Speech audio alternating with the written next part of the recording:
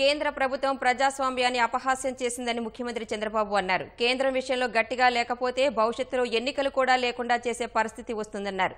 పశ్చిమ గోదావరి జిల్లా నిడదవోలులో జన్మభూమి మా ఊరు కార్యక్రమంలో ముఖ్యమంత్రి చంద్రబాబు పాల్గొన్నారు.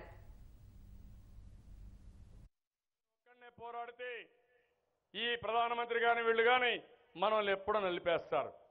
540 సీట్లు ఉన్నాయి.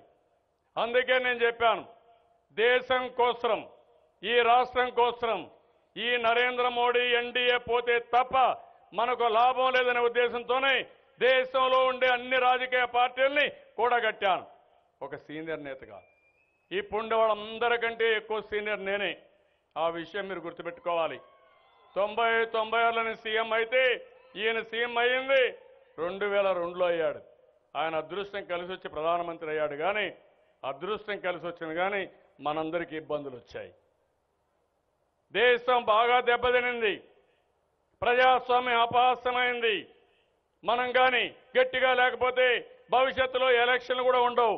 ఆ స్టేజ్కి వచ్చినప్పుడు ఒక బాధ్యత కలిగిన నాయకుడిగా స్వాతంత్రం యొక్క స్ఫూర్తిని కాపాడడానికి అంత మునుపు ఎప్పుడూ కలవనటువంటి కాంగ్రెస్ పార్టీతోనే కలిశా.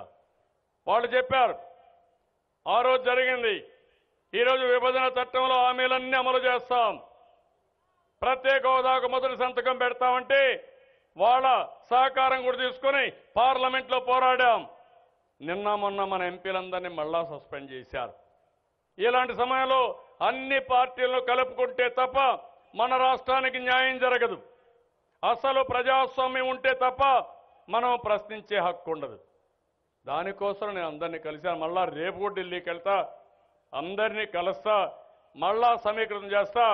నరేంద్ర మోడీ గారికి కోపం వస్తుంది, నా మీద ఇంకా విరుచుకుపడతాడు. అయినా పర్వాలేదు, ఒక్కసారి తెలుగుదేశం పార్టీ నిర్ణయం చేసుకున్న తర్వాత ఎవ్వరూ అడ్డుపడలేరని మరొక్కసారి మీ అందరికీ విజ్ఞప్తి చేస్తున్నా. ఆ రోజు ఎన్టీ రామారావు గారు నేషనల్ ఫ్రంట్ పెట్టినా, నేను యునైటెడ్ ఫ్రంట్ పెట్టినా, ఇంకో పక్క తర్వాత ఎన్డీఏ వాజ్పేయికి సపోర్ట్ చేసిన దేశం కోసం చేశాను తప్ప మన స్వార్థం కోసం కాదు. ఆ విషయం వీళ్ళు గుర్తుపెట్టుకోవాల్సిన అవసరం ఉంది. దేశం నష్టపోయింది, ప్రజలు మోసపోయారు.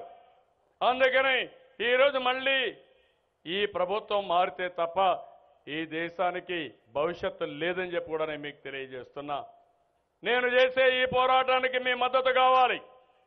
ఈరోజు పోలవరం పనులు బాగా అయితే జాతీయ ప్రాజెక్టులో 3600 కోట్ల రూపాయలు డబ్బులు ఇవ్వాలి, ఇవ్వడం లేదు.